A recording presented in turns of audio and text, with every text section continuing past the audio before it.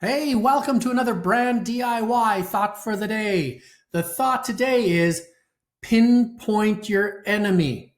What does this mean? A lot of times it's hard to define what our brand is because our brand might be like a lot of other brands out there.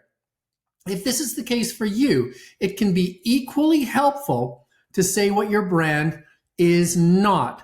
Case study. I used to work on a credit union, small community-owned bank that didn't really have any stake in the ground. They didn't have remarkable products. Their people were friendly. They didn't have that many locations, so they couldn't really stake their claim on anything really tangible. However, what they could stake their claim on was saying that we are not a bank. We're better than a bank. How are we better than a bank? In all the million little ways that being in the community makes you better.